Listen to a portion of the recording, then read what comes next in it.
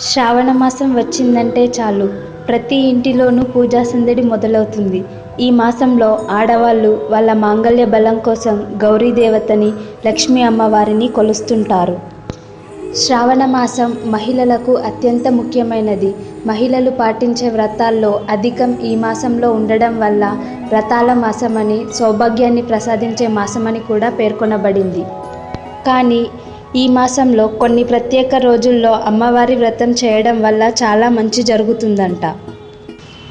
శ్రావణ మాసంలో ఆచరించే వ్రతాల్లో ముఖ్యమైనది ఈ వ్రతం మంగళగౌరి వ్రతం. ఈ వ్రతాన్ని కొత్తగా పెళ్ళైన ముత్తైదువులు చేయాలి. నెలలోని అన్ని మంగళవారాలు దీనిని చేయవలెను. మంగళగౌరి వ్రతానికి కావలసిన పూజా ద్రవ్యాలు: పసుపు, కుంకుమ, పళ్ళు, పూలు, తమలపాకులు, ఒక్కలు, అగరబత్తులు, కర్పూరం, గంధం, అక్షింతలు, కొబ్బరికాయలు, నేతి దీపం, తైల దీపం, వస్త్రము పత్తితో తయారు చేయవచ్చు. 4 తోరణములు, 5 జ్యోతులు, కత్తి, ఇనుపకాడ, నానబెట్టిన శనగలు, నైవేద్యంగా కొబ్బరి, పళ్ళు, పిండి వంటలు చేయవచ్చు. పూజా మండపములో పసుపుతో గౌరీ అమ్మవారిని, వినాయకుడిని చేసి 2 తమలపాకుల మీద ఉంచాలి. అవే అన్ని మంగళవారాలు వాడవచ్చు. నీళ్లు, ఉద్దరిన, హరివాణం. పూజ కోసం ఆచరించవలసిన పద్ధతులు: ప్రాతకాలం లేచి ఏర్పాట్లు చేసుకోవాలి. స్నానం చేశాక బియ్యపిండి, బెల్లం, నీళ్లు కలిపి గట్టి ముద్దగా చేసుకోవాలి. దాన్ని 5 భాగాలు చేసి 5 ప్రమిదలు చేయాలి. ఆ ప్రమిదలలో నెయ్యి వేసి దీపం వెలిగించాలి. దారం మూరెడు తీసుకొని 5 వరుసలుగా తీసి దానికి 5 ముడులు వేయాలి. ఆ ముడులలో పువ్వులను పెట్టవచ్చు. 4 తోరణాలు తీసుకోవాలి. 1 అమ్మవారికి, 1 మీకు, మరి 1 కాటుక చేసే కత్తికి, ఇంకొకటి మొదటి ముత్తైదువుకి వాయినంగా ఇచ్చేటప్పుడు ఇవ్వాలి. తల్లికి మొదటి వాయినం ఇవ్వాలి. కుదరని పక్షంలో ఎవరైనా ముత్తైదువకి ఇవ్వాలి. దక్షిణ ఇచ్చి, పసుపు, కుంకుమ, రవిక గుడ్డ ఇచ్చి వీలుంటే భోజనం పెట్టాలి. మొదటి సంవత్సరం 5గురికి, తరువాత 10 మందికి, ఇలా పెంచుకుంటూ పోవాలి. కుదరకపోతే ప్రతి ఏడు 5గురికే ఇవ్వచ్చు.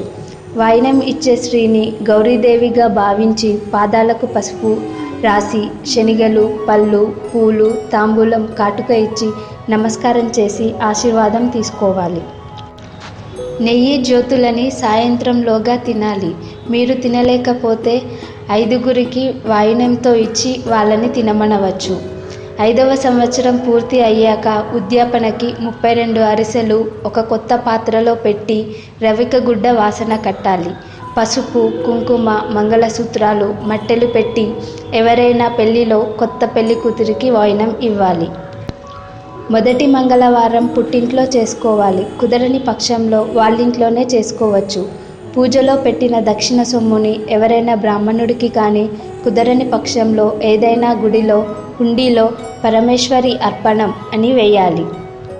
ఆచమనము చేసుకోవాలి. తర్వాత ప్రాణాయామం చేయాలి. ఇప్పుడు సంకల్పం: నేను అనేక జన్మల నుండి ఇప్పటి వరకు చేస్తూ వస్తున్న పాపములు హరించిపోవుటకు, ఈశ్వరుని ప్రీతి కొరకు శుభప్రదమైన ఈ ముహూర్తమునందు శ్రీ మహావిష్ణువు ఆజ్ఞచేత సృష్టి కార్యము నిర్వహిస్తున్న ఇప్పటి చతుర్ముఖ బ్రహ్మ యొక్క జీవిత కాలంలోని 2వ సగభాగంలో జరుగుతున్న శ్వేత వరాహ కల్పమందు, అందులో వైవస్త మన్వంతరమునందు, అందులో 28వ మహాయుగములోని కలియుగంలోని 4వ భాగంలోని మొదటి 4వ భాగమందు, ఈ విశ్వంలోని జంబుద్వీపమందున్న భరత వర్షమునందు, భరత ఖండమునందు, మేరు పర్వతమునకు దక్షిణ దిక్కునందు, శ్రీశైల క్షేత్రమునకు ఉత్తర దిక్కునందు, కృష్ణ, గోదావరి, కావేరి జీవనదుల మధ్యనున్న భూభాగమందు, వసతి గృహమునందు, చంద్రమౌన ప్రకారం ఇప్పటి సంవత్సరంలో